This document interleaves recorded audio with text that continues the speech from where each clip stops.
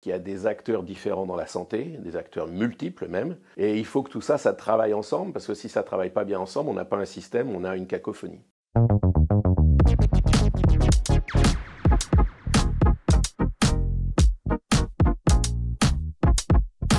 J'étais médecin généraliste, après je suis parti habiter en Afrique de l'Ouest, travaillé pendant 4 ans en Mauritanie, je me suis vraiment lancé dans la santé publique et j'ai beaucoup travaillé, toujours en international, dans les ONG, dans le secteur privé en assistance, en appui technique, beaucoup en relation avec le gouvernement, j'ai travaillé dans le renforcement des systèmes de santé et j'ai fait mes 3 dernières années avant d'arriver en ARES avec Gavi, qui est l'Alliance du vaccin, qui est basée à Genève.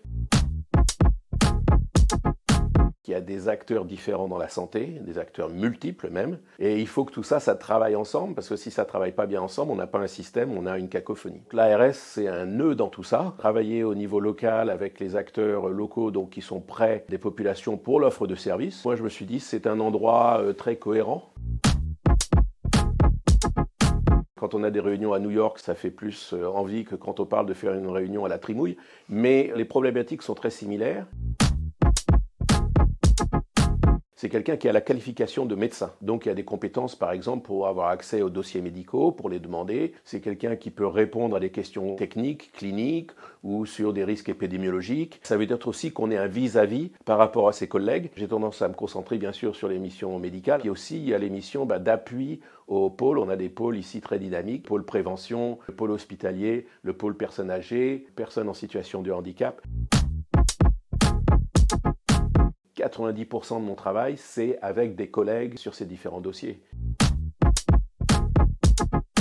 Je n'ai pas beaucoup de travail analytique, hein, c'est pas ma fonction ici. Par contre, on analyse pour voir où est-ce qu'il y a des carences, où est-ce qu'on a ou on n'a pas des médecins, où est-ce qu'on n'a pas des professions paramédicales, où est-ce qu'on a des populations qui ont vraiment un risque particulier, qui ont accès à des services particuliers. Donc moi, je crois beaucoup à l'évaluation qui nécessite des chiffres, qui nécessite aussi des données qualitatives. Et d'ailleurs, le médecin lui-même, il va prendre une tension, il va demander si quelqu'un a de la fièvre. Les chiffres, ils sont dans toute exploration d'un système complexe. Alors après, quelle utilisation on fait de ces chiffres et comment on communique sur ces chiffres ?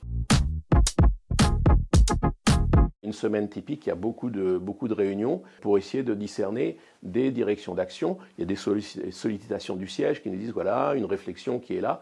Quel sens ça a sur le territoire? Donc nous, on va travailler avec les professionnels, les usagers aussi. Hein. Alors c'est vrai que dans une semaine typique, c'est difficile de qualifier parce que tous les jours, il y a des choses qui tombent. Que ce soit un signalement ou voilà une situation complexe qui est amenée par des partenaires qui travaillent sur le handicap. Quel est le médical? Quel est le médico-social? Quelles sont les structures où on peut aller? Quel conseil doit être donné? Quel intervenant doit être là? Il faut engager tel type de spécialiste ou tel autre type de spécialiste. Oui, moi je suis à fond derrière le service public. Je crois beaucoup aux sociétés plurielles. Je crois beaucoup que le service public c'est essentiel. Il faut qu'il soit gouverné, il faut qu'il soit organisé, il faut qu'il soit coordonné. Je crois aussi que l'intelligence qui vient des usagers, mais des associations, du milieu social, même du milieu socio-culturel, ça peut être très important, y compris dans la santé.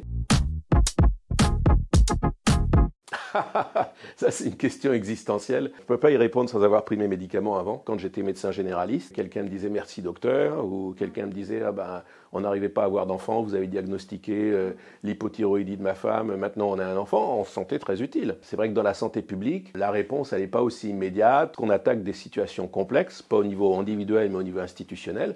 Il y a aussi des fois, on sort de réunion et on n'est pas persuadé. Mais justement, ça veut dire comment il faut réfléchir, comment il faut engager les gens, quel dialogue il faut avoir. Et oui, je me sens utile. C'est quand on voit justement quelque chose où on devient plus invisible. Une situation qu'on a pu redresser, une solution qui est trouvée, une personne qui est en situation de soins complexes, qui a fait l'appel à nous. On engage les partenaires, les prestataires, puis tout d'un coup, on aboutit à une solution qui va être satisfaisante. Et au moment où ça commence à marcher, en fait, on ne nous voit plus, nous.